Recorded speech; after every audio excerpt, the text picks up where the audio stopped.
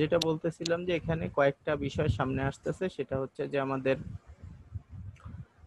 Initially যখন input আর output ভোল্টেজটা same ছিল, সাইনুসয়েডাল ওয়েভ ছিল, এরপরে π/2 কে ক্রস করার পরে একটা ছোট একটা অ্যাঙ্গেল আছে থিটা π/2 এর পরে। এই থিটা অ্যাঙ্গেলটা ক্রস করার পরে আমাদের ক্যাপাসিটরের ভোল্টেজ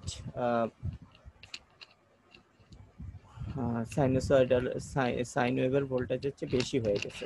তখন ক্যাপাসিটরটা রেজিস্টরের থ্রুতে ডিসচার্জ হওয়া শুরু হয়ে গেছে। তো এই থিটা অ্যাঙ্গেলটা একটা ইম্পর্টেন্ট অ্যাঙ্গেল। আর একটা অ্যাঙ্গেল হচ্ছে যে একটা সাইকেল পার হয়ে যাওয়ার পরে ক্যাপাসিটর যখন ডিসচার্জ হওয়া শুরু হয়, তখন সাইন ওয়েভের ভোল্টেজটা আবার কখন গিয়ে ক্যাপাসিটরের ভোল্টেজের চেয়ে বেশি হয়। তো 2π পার হওয়ার পরে সেই অ্যাঙ্গেলটা, আলফা অ্যাঙ্গেলটা হচ্ছে গিয়ে আর একটা অ্যাঙ্গেল অফ কনসার্ন আমাদের।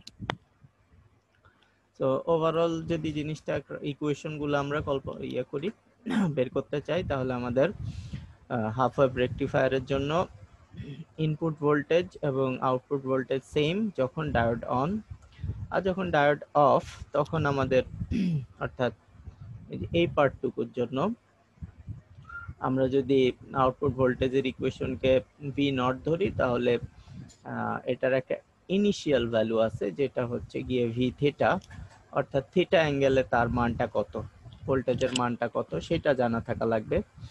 আর এটা এক্সপোনেনশিয়ালি ডিকে করবে।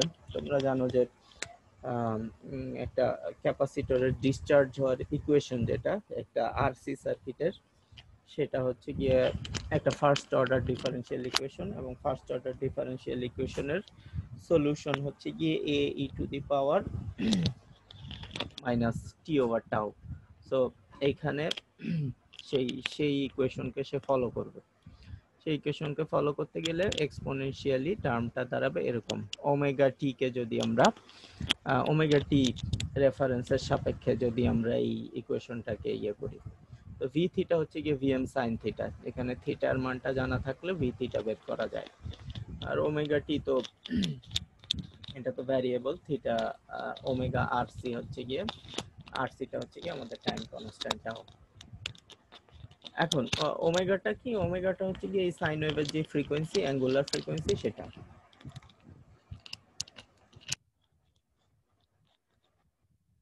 এখন যদি আমরা এখানে থিটাটা বের করতে চাই, তাহলে কি করতে হবে, স্লোপ বের করি আমরা। ভিএম সাইমন ওমেগা টি এর স্লোপ হচ্ছে গিয়ে এই মানটা। তাহলে আবার হচ্ছে যে আমরা যদি এই যে ডায়োড অফ যখন, ডায়োড অন যখন, তখন স্লোপ বের করলাম আবার, বা আমাদের সাইনুসয়েডাল ওয়েভ যেটা, সেটার স্লোপ বের করলাম। আবার আমাদের ডায়োড অফ যখন, তখন আউটপুট ভোল্টেজের যে ইকুয়েশন, সেই ভোল্টেজের ইকুয়েশনের স্লোপটা বের করলাম। তো ভি এম সাইন থিটা হচ্ছে গিয়ে ভি থিটা, আর e to the power minus যেই কম্পোনেন্টটা আছে, সেই কম্পোনেন্টের জন্য আমরা স্লোপটা বের করলাম। এখন ওমেগা টি যেমন সমান সমান যখন থিটা, তখন ওই মোমেন্টটাতে আমাদের আউটপুট ভোল্টেজ, মানে এখানে অন থেকে অফ হচ্ছে, সো এই পয়েন্টটাতে আমাদের দুইটা ফাংশনের স্লোপ, যেই মুহূর্ত থেকে একজন আরেকজনকে ছেড়ে চলে যাচ্ছে, সেই মুহূর্তে আসলে তাদের স্লোপ দুইটা সমান। তো এই স্লোপের ইকুয়েশন দুইটা, ভিএম কস ওমেগা টি, এই রেজাল্টটা, আর হচ্ছে গিয়ে আর তার ঠিক নিচে যেই রেজাল্টটা, এই দুইটা রেজাল্টকে আমরা কি করলাম, ইকুয়াল ধরলাম, যেহেতু এটা ওমেগা টি সমান সমান থিটার সময় তাদের স্লোপ। এরপরে ভিএম সেই ইকুয়েশনে আবার ওমেগা টি সমান সমান থিটা বসাইতে হয়েছে, কারণ এই মোমেন্টটাতে আমাদের দুইজনের স্লোপ সমান হয়েছে। সো ওমেগা টি সমান সমান থিটা বসালে ই টু দি পাওয়ার মাইনাস 0 চলে আসে, যেটার মান 1 চলে আসে। ভিএম ভিএম কাটা চলে যায়, কোসাইন বাই সাইন হচ্ছে 1/10। সো আমাদের থিটা সমান সমান আসে tan inverse minus omega R C, যেটাকে আমরা বলতে পারি যে minus tan inverse omega R C plus পাই। তার মানে হচ্ছে যে আমাদের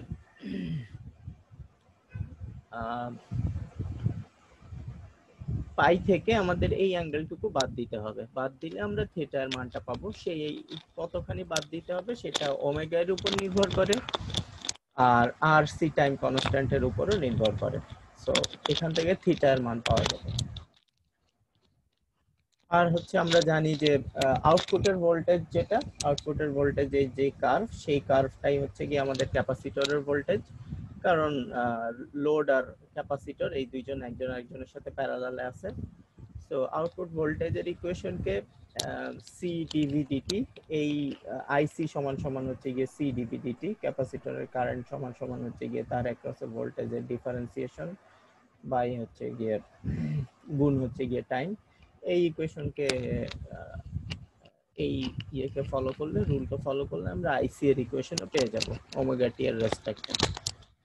আর আমরা যদি অ্যাভারেজ কারেন্ট হিসাব করতে চাই যে কোনটার অ্যাভারেজ কারেন্ট কত, তাহলে সোর্সের অ্যাভারেজ কারেন্ট আর ডায়োডের অ্যাভারেজ কারেন্ট সেম হবে। কারণ সোর্সের কারেন্টটাই ডাইরেক্ট আসলে ডায়োডের মধ্যে দিয়ে সাপ্লাই হচ্ছে। যখন ডায়োড অন থাকে তখন সোর্স কারেন্ট আর ডায়োড কারেন্ট একই। ডায়োড অফ থাকলে আসলে সোর্স থেকেও কোনো কারেন্ট সাপ্লাই হয় না। তো সোর্স আর ডায়োডের অ্যাভারেজ কারেন্ট সেম হবে, এবং সেটা হবে গিয়ে আই আর প্লাস আইসি, এই দুইজনের ভিতরে অ্যাভারেজ কারেন্টের সমান। রেকটিফায়ার গুলোর ক্ষেত্রে আরেকটা জিনিস একটু সামনে আনতে হয়, সেটা হচ্ছে পিক পিক ভোল্টেজ বা পিক কারেন্ট। পিক ভোল্টেজটা লাগে হচ্ছে গিয়ে পিক ইনভার্স ভোল্টেজ, পিআইভি, এটা ক্যালকুলেট করার সময় পিআইভি দিয়েই আসলে ডায়োডের রেটিং সেট করা হয় যে কোন ডায়োড, কোন মানের ডায়োড আমরা ইউজ করব। আর কারেন্টের মানটাও জানা থাকা লাগে, কারণ এদের ভিতর দিয়ে কারেন্ট কন্ডাকশন হবে।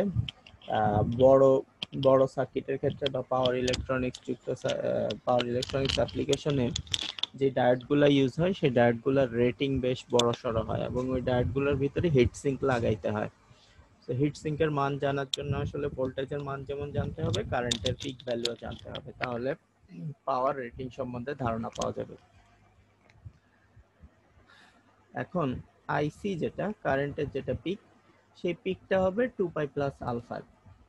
একটা জিনিস এখানে বোঝার জন্য যে দেখো, কারেন্ট আর ভোল্টেজ আমাদের যদি সাইনুসয়েডাল ওয়েভের ভিতরে ওয়েভ হয়, তাহলে আমাদের ক্যাপাসিটরের কারেন্ট আর ভোল্টেজ এরা কিন্তু 90 ডিগ্রি ফেজ শিফটে থাকে।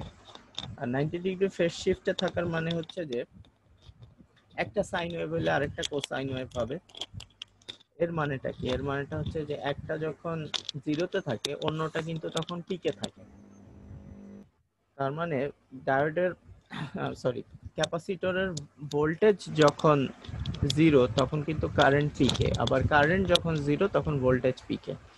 এই ধরনের একটা রিলেশনশিপ ক্যাপাসিটর মেনটেন করে, ইন্ডাক্টরও মেনটেন করে, দুইজনই। তো আমাদের আইসি পিক যেটা, সেটা হবে যখন তার অ্যাক্রসে ভোল্টেজটা যখন লোয়েস্টে থাকে। ভোল্টেজ মানে লোয়েস্টে পৌঁছাচ্ছে হচ্ছে আমাদের 2 পাই প্লাস আলফা মোমেন্টে। এই জন্য আইসি পিকে থাকবে যখন আমরা ভোল্টেজের ডিফারেন্সিয়াল ইকুয়েশনটার ভিতরে আমরা 2 পাই প্লাস আলফা বসাবো। এই 2 পাই প্লাস আলফা বসাইলে আমরা কারেন্টের পিক পেয়ে যাব। আর ওই মুহূর্তে রেজিস্ট্যান্সের অ্যাক্রসে কারেন্ট কত, সেটা হচ্ছে গিয়ে রেজিস্ট্যান্সের কারেন্টের যে ইকুয়েশন, রেজিস্ট্যান্সের কারেন্টের ইকুয়েশন আসলে ভোল্টেজ ডিভাইডেড বাই হচ্ছে গিয়ে আমার রেজিস্ট্যান্স। তো এই মানটা হবে কি আমাদের ওই মুহূর্তের কারেন্ট। সো ক্যাপাসিটরের কারেন্টের পিক আর ওই মুহূর্তে রেজিস্ট্যান্সের মান যদি আমরা যোগ করি, তাহলে পিক ডায়োড কারেন্ট পাবো। কারণ ডায়োড কারেন্টটা যদি খেয়াল করো, আইডি সমান সমান হচ্ছে গিয়ে আইসি প্লাস আইআর। তো আইডি পিকে পৌঁছাবে যখন আইসি পিকে পৌঁছাবে, আইসি পিকে পৌঁছালে ওই মুহূর্তে রেজিস্ট্যান্সের অ্যাক্রসে কারেন্টের মান এত, এই দুইটা যোগ করলে ডায়োডের অ্যাক্রসে পিক কারেন্ট পেয়ে যাবো। তো এই হচ্ছে গিয়ে কিছু ইকুয়েশন এই রিলেটেড। আর আরেকটা টার্ম আমাদের সামনে মাঝে মধ্যে আসে, সেটা হচ্ছে গিয়ে যখনই আমাদের এই আমরা লোডের অ্যাক্রসে ভোল্টেজ চাই বা কারেন্ট দেখতে চাই, এবং সেখানে ফিল্টারিং ইনভলভ কিংবা আমাদের ভোল্টেজের আপস এন্ড ডাউনস এরকম যখন ইনভলভ থাকে তখন আমরা একটা টার্মকে ইন্ট্রোডিউস করি, সেটা হচ্ছে যে peak to peak ripple voltage. Ripple voltage হচ্ছে যে আউটপুটে চাচ্ছি পিওরলি ডিসি, কিন্তু একদম পিওর ডিসি এক্ষেত্রে আসলে পাওয়া সম্ভব না। তো ম্যাক্সিমাম ভোল্টেজ এবং মিনিমাম আউটপুট ভোল্টেজ এই দুইটার মধ্যে যে ডিফারেন্সটা পাওয়া যায় সেই ডিফারেন্সটা হচ্ছে গিয়ে পিক টু পিক রিপল। এই ক্যাপাসিটর ফিল্টারের এফেক্টিভনেস কতটুকু সেটা হচ্ছে গিয়ে রিপলের মান দিয়ে সেটাকে যাচাই করা হয়। রিপলের পিক টু পিক রিপল যত কম হবে তত আমাদের ক্যাপাসিটরের মানে আমাদের আউটপুট ভোল্টেজের ভ্যারিয়েশন তত কম হবে, তত বেশি পিওরলি ডিসি পাচ্ছি আমরা, সেটার একটা ইন্ডিকেটর এটা। তো এই ক্ষেত্রে আমরা দেখতেছি যে হাফ ওয়েভ রেকটিফায়ারের ওয়েবশেপটার যদি আমরা দেখি তাহলে ভোল্টেজের ম্যাক্সিমাম ভ্যালু অবভিয়াসলি ভিএম, আর মিনিমাম ভ্যালু হচ্ছে গিয়ে 2 পাই প্লাস আলফা, এটা যেই মানে পৌঁছাবে সেই মানটা হচ্ছে গিয়ে তার minimum value. So maximum value এটা, আর 2 প্লাস প্লাস আলফা গিয়ে এই মানটা হয়ে যাবে VM sine 2 pi plus alpha. So সাইনের পরে 2 পাই থাকলে সেটাকে আসলে ইগনোর করা যায়, ইগনোর করে আমরা বলতে পারি যে সেটা সাইন আলফা। সো এটা হচ্ছে গিয়ে ভিএম 1 মাইনাস সাইন আলফা। কেউ কি কিছু বলতে চাও? স্যার আইসিপিটা আলফা টাইমে কেন 2 পাই প্লাস বুঝি, আলফা এর জন্য আইসিপি হ্যাঁ আইসিপি যেটা স্যার ওটা 2 পাই প্লাস আলফা তে কেন হয়েছে? আইসিপি কি ক্যাপাসিটরের পিক কারেন্ট? ওইটাই তো বললাম যে ভোল্টেজ আর কারেন্ট, ক্যাপাসিটরের ভোল্টেজ আর কারেন্ট এদের মধ্যে 90 ডিগ্রি ফেজ রিলেশন থাকে। তো এটা যদি ভিসি হয়, একটা সাইন ওয়েভ যদি ভিসি হয়, তাহলে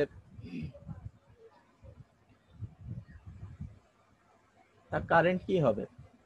তার কারেন্ট হবে একটা কোসাইন ওয়েভ। তার মানে ভোল্টেজ যখন পিকে পৌঁছায় তখন কারেন্টটা জিরোতে পৌঁছায়, অথবা ভোল্টেজ যখন জিরোতে পৌঁছায় তখন কারেন্টটা পিকে পৌঁছায়। কথা বুঝছো? এখন এই মোমেন্টে 2 পাই প্লাস আলফা মোমেন্টে আমাদের ভোল্টেজটা মিনিমামে পৌঁছায় গেছে। তো এই মোমেন্ট এই মোমেন্টটায় কারেন্টটা পিকে থাকবে।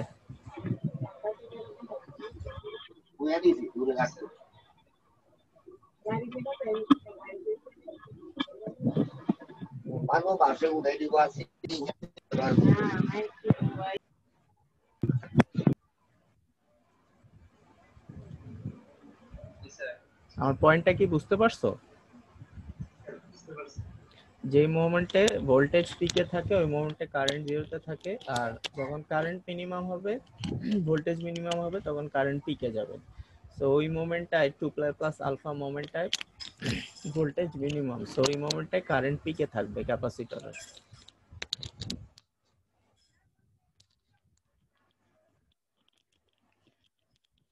তো আমরা রিপলের মান পেলাম, পিক টু পিক পিক রিপলের মান পেলাম এত। এখন আবার এটা জানি যে ডায়োড যখন কন্ডাকশনে থাকে তখন তো আউটপুট ভোল্টেজ এইটা, আর যখন এই এক্সপোনেনশিয়ালি আমাদের ডায়োড কারেন্টটা ডিকে করতে থাকে, অর্থাৎ এই জায়গাটুকুর জন্য আমাদের ইকুয়েশন হচ্ছে গিয়ে এই ইকুয়েশনটা। এখন যদি এরকম হয় যে আমাদের ক্যাপাসিটরের মান বেশ বড় এবং এই সুইংটা আমাদের ইনপুট ভোল্টেজের যেই ফ্রিকোয়েন্সি, সেই ফ্রিকোয়েন্সিটা বেশ দ্রুত উঠানামা করতেছে, তখন আসলে যেটা হবে যে আমাদের কখন ইয়েটা মানে ডায়োড কখন কন্ডাকশনে নন কন্ডাক্টিং অবস্থায় চলে যাবে, সেটা হচ্ছে যে ভোল্টেজ পিকে পৌঁছাইলো, পিকে পৌঁছানোর পরে ক্যাপাসিটরের দিকে হইতে যে টাইমটুকু লাগলো তার আগেই হচ্ছে কি আমার ভোল্টেজ নামা শুরু করে দিল, সাইন ওয়েভের ভোল্টেজ ভ্যালুটা নামা শুরু করে দিল। তাহলে পিকে পৌঁছানোর ঠিক পরপরই আসলে কি হয়ে যাবে, ডায়োড কন্ডাকশন থেকে নন কন্ডাকশন অবস্থায় চলে যাবে। তার মানে আমরা বলতে পারি যে থিটা অ্যাঙ্গেলটা আসলে ইগনোর করা যায়, π/2 থেকে থিটার যে ডিসটেন্স, এই ডিসটেন্সটাকে ইগনোর করা যায়। তো প্রথমে সেটা আমরা বললাম, থিটা সমান সমান অলমোস্ট π/2। আর একটা যদি থিটা সমান সমান π/2 হয়, তার মানে বি থিটা সমান সমান bm, তার মানে থিটা থিটা কোণ থাকা অবস্থায় আসলে ভ্যালুটা আমার পিকেই আছে। আর যদি এটা ডিকে হইতে অনেক টাইম নেয়, তাহলে হচ্ছে যে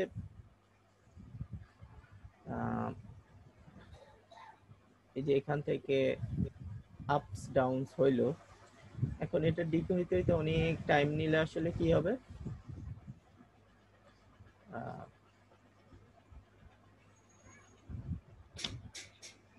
তো মুছে দিয়ে আরেকবার একটু দেখাই।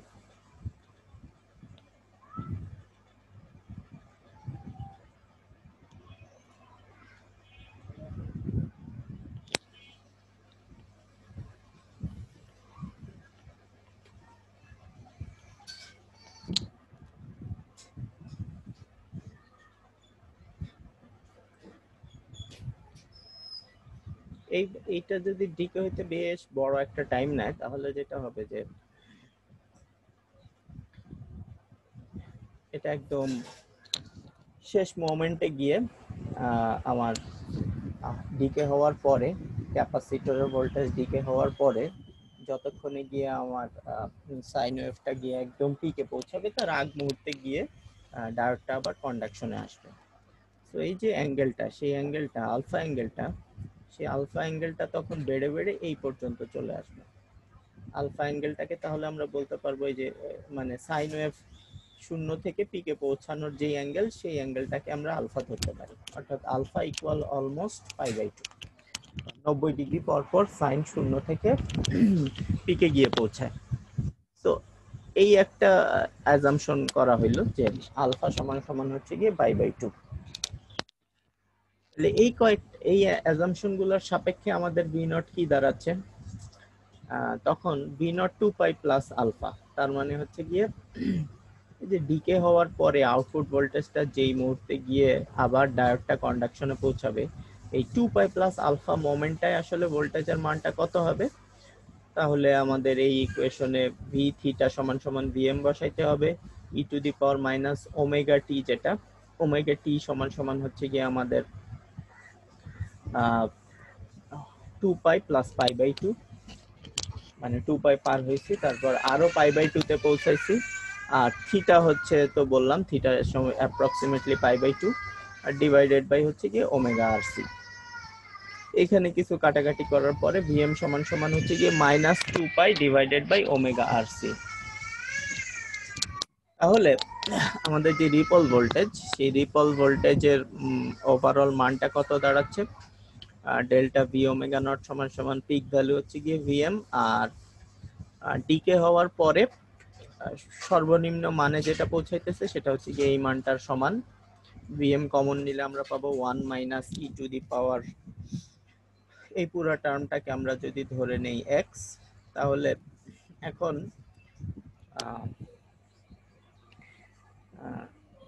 এই এই এই মানটাকে e to the power minus x টেইলরের সিরিজে যদি আমরা এক্সপ্যানশন করি, তাহলে হবে 1 minus x plus x square over factorial 2 minus x cube over factorial 3। এইভাবে অনেকগুলো টার্মে ভাগ করা যায়। তো এক্স যদি ছোট হয়, তাহলে তার হায়ার অর্ডার টার্মগুলোকে ইগনোর করা যায়। সো এখানে হায়ার অর্ডার টার্ম যেগুলো আছে সেগুলোকে ইগনোর করা হয়েছে। হায়ার অর্ডার টার্মগুলোকে ইগনোর করার পরে আমরা আসলে e to the power minus x এর জন্য এই ভ্যালুটা পাবো। E to the power minus 2π omega R C, এই মানটা যদি এই অ্যাপ্রক্সিমেটেড মানটা যদি আমরা এই ইকুয়েশনে বসাই, 1 1 কাটা চলে যাবে, মাইনাস মাইনাস গুণ হয়ে প্লাস 2π ওমেগা আর সি, এটা পেয়ে যাবে। 2π ডিভাইডেড বাই ওমেগা, এটাকে এফ বলা যায়। তো আমাদের পিক টু পিক রিপল যেটা, সেই রিপল ভোল্টেজ যেটা, তার মানে হচ্ছে যে আমাদের আউটপুট ভোল্টেজের যে ওঠানামাটা DC signal purely DC signal হওয়ার পথে আমাদের এতখানি ওঠানামা হবে আউটপুট ভোল্টেজে। সেটার মান নির্ভর করতেছে কিসের উপর? সেটার মান নির্ভর করতেছে peak value of the input voltage, frequency of the input voltage, আর হচ্ছে গিয়ে আরসি টাইমের উপরে। তো যখন একটা সাইন ওয়েভ আমাদেরকে, আমরা কোনো একটা সিগন্যাল ইয়েতে, সাইন ওয়েভ তো যদি একটা রেকটিফায়ার অ্যাক্রসে তুমি দাও তাহলে কিন্তু এটা ফিক্সড সাপ্লাই ভোল্টেজ, তার মানে হচ্ছে গিয়ে ভিএমটাও ফিক্সড আর এফটাও ফিক্সড। আবার কোন একটা লোড কানেক্টেড করলে সেই লোডের আরও ফিক্সড। সো হাতে থাকতেছে হচ্ছে গিয়ে সি ক্যাপাসিটর। ক্যাপাসিটরের মান কম বেশি করে আসলে তুমি কি করতে পারবা, রিপল ভোল্টেজটাকে চেঞ্জ করতে পারবা। এবং সেটাই বেশি বোধগম্য যে লোডে যত ক্যাপাসিটেন্সের ভ্যালু বাড়াবো তত বেশি আমার ফ্ল্যাট লাইন পাওয়া যাবে আউটপুটে ভোল্টেজের অ্যাক্রস। সো এটাই হচ্ছে গিয়ে আমাদের সেই ইকুয়েশন।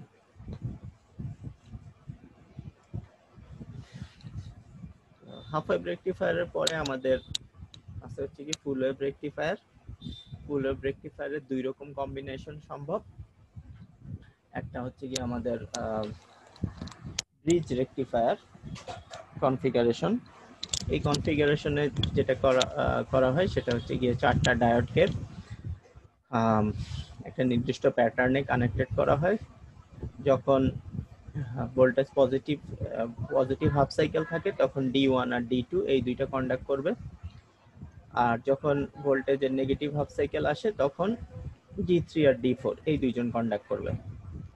সো এখানে আউটপুট ভোল্টেজ, কারেন্ট সব সময় রেজিস্ট্যান্সের ভিতর দিয়ে বা লোডের ভিতর দিয়ে সবসময় একই ডিরেকশনে ফ্লো হবে। D1 D2 কন্ডাক্ট করা অবস্থায় বাম দিক থেকে ডান দিকে, D3 D4 কন্ডাক্ট করা অবস্থায়ও ডান দিক থেকে বাম দিকে, এবং D3 D4 কন্ডাক্ট করা অবস্থায়ও ডান দিক থেকে বাম দিকে কারেন্ট কন্ডাক্ট করবে। তো আমরা আউটপুট ভোল্টেজ মানে রেজিস্ট্যান্সের অ্যাক্রসে ভোল্টেজ সবসময় একটা সাইন ওয়েভ পাবো, তবে আপার হাফে। আর D1 D2 যখন কন্ডাক্ট করে পজিটিভ হাফ সাইকেলে D1 D2 কন্ডাক্ট করে, নেগেটিভ হাফ সাইকেলে তারা কন্ডাক্ট করে না। তো তাদের অ্যাক্রসে নেগেটিভ হাফ সাইকেলে ভোল্টেজ পাওয়া যাবে, এবং সেই ভোল্টেজটা হবে কি আমাদের half of the sine wave. ঠিক similarly D3 D4 positive half সাইকেলে কন্ডাক্ট করে না, এর জন্য তাদের অ্যাক্রসে পজিটিভ হাফ সাইকেলে ভোল্টেজ পাওয়া যাবে, তবে এই ক্ষেত্রেও ভোল্টেজটা নেগেটিভ ভোল্টেজ পাওয়া যাবে, মানে অপোজিট ডিরেকশনে ভোল্টেজ পাওয়া যাবে। আর যেহেতু এখানে পিওরলি রেজিস্টিভ লোড ইউজ করা হয়েছে সেহেতু ভোল্টেজের শেপ যা কারেন্টের শেপ ওটা, স্কেলিং হবে শুধুমাত্র রেজিস্ট্যান্স দিয়ে। আর যদি আমরা ডায়োডগুলোর ভিতরে কারেন্টের কথা চিন্তা করি তাহলে ID1 আর ID2 সেম কারেন্ট ফ্লো করবে এবং সেটা একটা সাইনুসয়েড হবে পজিটিভ হাফ সাইকেলে। ঠিক সিমিলারলি ID3 আর ID4 একটা কারেন্ট হবে, সেই কারেন্টটাও পজিটিভ হাফে কারেন্টটা পাওয়া যাবে। তো তোমরা এগুলো অলরেডি দেখে আসছো আগেও ইলেকট্রনিক্সের। আর একরকম কম্বিনেশন সম্ভব আমাদের ফুল ওয়েভ রেকটিফায়ারে, সেটা হচ্ছে কি সেন্টার ট্যাপ ট্রান্সফরমার রেকটিফায়ার। এখানে যেটা করা হয় সেটা হচ্ছে কি একটা রেজিস্টার, একটা ট্রান্সফরমারের সেকেন্ডারিতে ট্যাপ ইউজ করা হয়। সেই ট্যাপ ইউজ করে সেই সেন্টার ট্যাপ ট্রান্সফরমারটার এক হাফে হচ্ছে গিয়ে একটা ডায়োড কানেক্ট করা হয় D1, আরেক হাফের জন্য আরেকটা ডায়োড কানেক্ট করা হয় D2।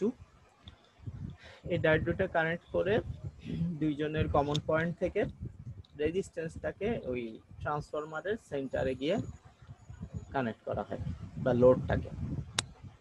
তো এই ক্ষেত্রেও যদি আমরা সাপ্লাই দেই, ভোল্টেজ সাপ্লাই যদি এখানে VS সাপ্লাইটা দেই তাহলে আমাদের VS1টা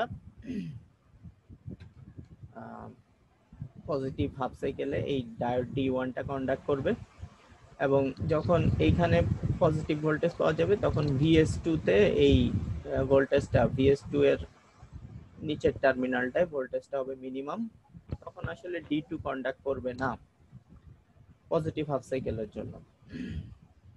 তো পজিটিভ হাফ সাইকেলে শুধুমাত্র D1 কন্ডাকশনে থাকবে। এই কারণে আমরা আমাদের রেজিস্ট্যান্সের অ্যাক্রসে পজিটিভ হাফের ভোল্টেজটা পেয়ে যাব। এই ক্ষেত্রে ভোল্টেজ কতখানি আসবে এখানে সেটা নির্ভর করবে অবশ্য ট্রান্সফরমেশন রেশিওর উপর, ট্রান্সফরমারের N1 N2 রেশিওটার উপর। N2 by N1 into Vs এই রেশিওতে আমাদের আউটপুটে ভোল্টেজটা পাওয়া যাবে। সিমিলারলি যখন নেগেটিভ হাফ সাইকেল হবে তখন আমার এই Vs ভোল্টেজটা এখানে পজিটিভ, এখানে নেগেটিভ, Vs2টা Vs1টা এখানে পজিটিভ, এখানে নেগেটিভ। সো আমাদের D2টা তখন কন্ডাকশনে থাকবে না, নেগেটিভ হাফ সাইকেলের জন্য বলতেছি। D1টা কন্ডাকশনে থাকবে না, D2টা কন্ডাকশনে আসবে। D2টা কন্ডাকশনে আসলে তার ভিতর দিয়ে কারেন্ট ফ্লো হবে, কিন্তু কারেন্ট ফ্লোয়ের ডিরেকশন ইউনিডিরেকশনালি থাকবে, আগের মতোই থাকবে। V0 ভোল্টেজটা আবারও পজিটিভ পাওয়া যাবে। তাহলে এখানেও ফুল ওয়েভ রেকটিফিকেশন আমরা পাবো। যেই ডায়োডটা যখন কন্ডাকশনে থাকে না তখন তার অ্যাক্রসে ভোল্টেজ পাওয়া যায়, আর যখন সে কন্ডাকশনে থাকে তখন তো আমরা ধরে নিছি সে আইডিয়াল ডায়োড, সো তার অ্যাক্রসে ভোল্টেজ ড্রপ 0। যেহেতু purely resistive load, output voltage আর আউটপুট কারেন্ট এরা দুইজন একই প্রোফাইল ফলো করবে। যদি কারেন্টের কথা চিন্তা করি তাহলে ডায়োড D1 পজিটিভ হাফ সাইকেলে কন্ডাক্ট করে, ডায়োড D2 নেগেটিভ হাফ সাইকেলে কন্ডাক্ট করে। তো সোর্স কারেন্ট যদি আমরা বলি তাহলে Vs যেটা, এটা আসলে IS কারেন্ট যেটা, সেটা Vs কারেন্টকে ফলো করে, কারণ দুই হাফ সাইকেলের জন্যই আসলে আমাদের ডায়োড কন্ডাকশনে আছে বা আউটপুট ভোল্টেজটা কন্ডাকশনে আছে। এটা ফুল ওয়েভ রেকটিফায়ারের সাথে হাফ ওয়েভ রেকটিফায়ারের এখানে একটা পার্থক্য, যে হাফ ওয়েভ রেকটিফায়ারে IS কারেন্টটা ফুল কন্ডাকশনে থাকে না, আর ফুল ওয়েভ রেকটিফায়ারের ক্ষেত্রে সোর্স কারেন্টটা ফুললি কন্ডাকশনে থাকে।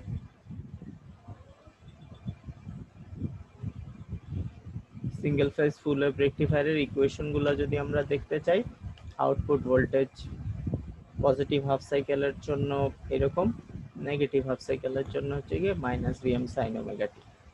সাইন ওমেগা টিটা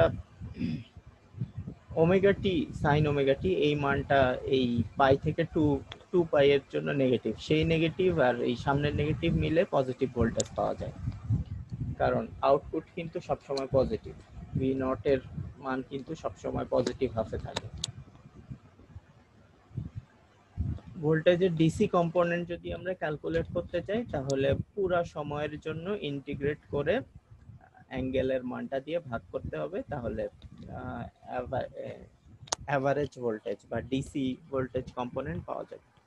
হাফ ওয়েভ রেকটিফায়ারের বেলা এটা ছিল শুধু Vm by pi, full wave রেকটিফায়ারে একটা ফুল হাফ সাইকেল চলে আসতেছে, সো অ্যাভারেজ ভোল্টেজ দ্বিগুণ হয়ে গেছে। সিমিলার কথা কারেন্টের ক্ষেত্রেও প্রযোজ্য। কারেন্টের মান ছিল Vm over pi by R, half wave রেকটিফায়ারে এখানে হবে 2Vm by pi R. Actually যদি আমরা ইনস্ট্যান্টেনিয়াস কারেন্ট বের করতে চাই তাহলে সেখানে ডিসি কম্পোনেন্ট থাকবে এবং এসি কম্পোনেন্টও থাকবে। ডিসি কম্পোনেন্ট এবং এসি কম্পোনেন্টের ভিতরে ডিসিটা তো এভারেজ ভ্যালু থেকে পাওয়া যাবে, এসি গুলা হারমোনিক্স থেকে পাওয়া যাবে। এখানে উল্লেখ্য যে এখানে শুধুমাত্র ইভেন হারমোনিক্স গুলাই উপস্থিত থাকে এবং সেই হারমোনিক্স গুলার মান এই ইকুয়েশন থেকে ডিরেক্টলি বের করা যায় ফুল ওয়েভ রেকটিফায়ারের ক্ষেত্রে। 2Vm by pi 1n minus 1 n minus n plus 1। তো এখানে কম্পোনেন্ট গুলার যদি আমাদের মান দরকার হয়, আমরা যদি second harmonics, fourth harmonics, sixth harmonics পর্যন্ত বের করতে চাই তাহলে বের করতে পারবো।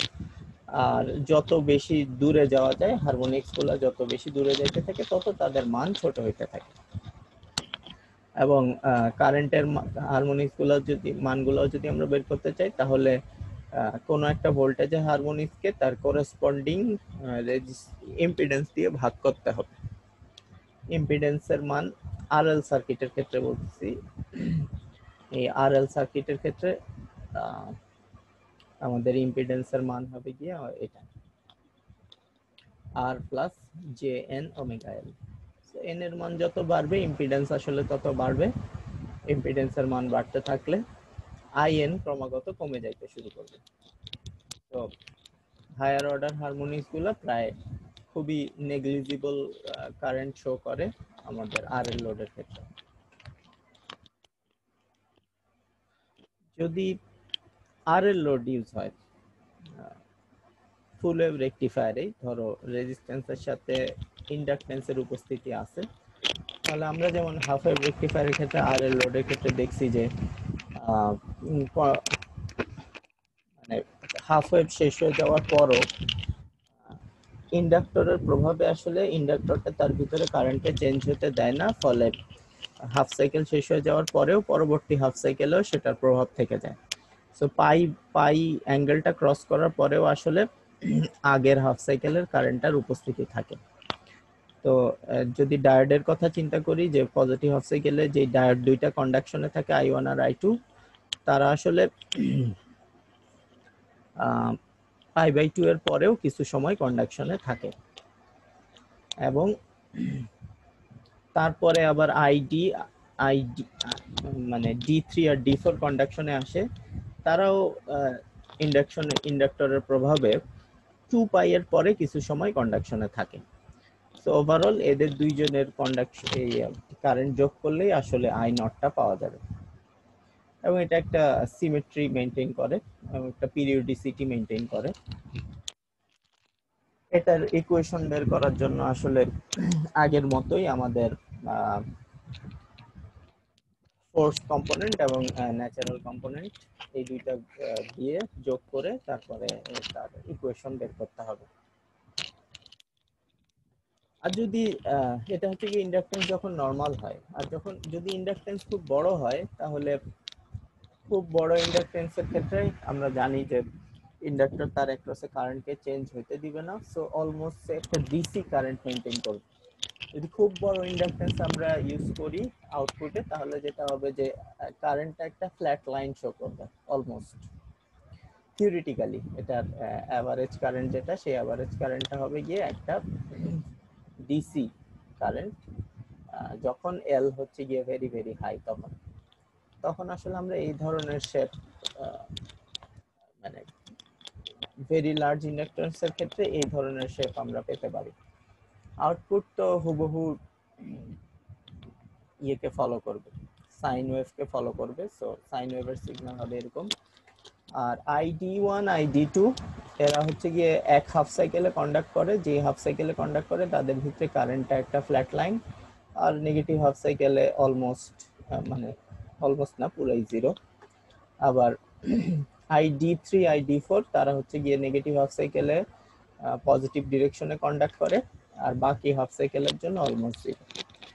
আর যদি VS/IS এর কথা চিন্তা করি, তাহলে সাপ্লাই ভোল্টেজ তো আমার সাইনোসয়েড, তাতে কোনো ইয়ে নাই, কিন্তু হাই ইন্ডাকটেন্সের কারণে আমার কারেন্টটা হয়ে যাবে এক হাফ সাইকেলে সে পজিটিভ ডিরেকশনে কন্ডাক্ট করবে পিওরলি ডিসি, অন্য হাফ সাইকেলে সে নেগেটিভ হাফ সাইকেলের জন্য পিওরলি ডিসি নেগেটিভ ডিরেকশনে সে সাপ্লাই করবে। এই হচ্ছে কি আমাদের সিঙ্গেল ফেজ ফুল ওয়েভ রেকটিফায়ারের ওয়েভ শেপ যখন RL লোড ইউজ করা হয়েছে তখন।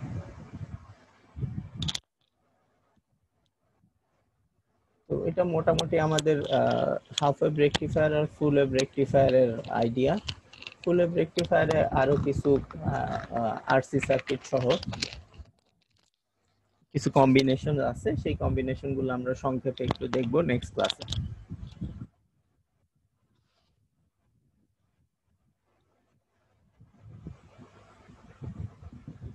কারো কোনো কোশ্চেন থাকলে বলতে পারো, আর সবাই অ্যাটেন্ডেন্সটা দিয়ে দাও চ্যাট বক্সে।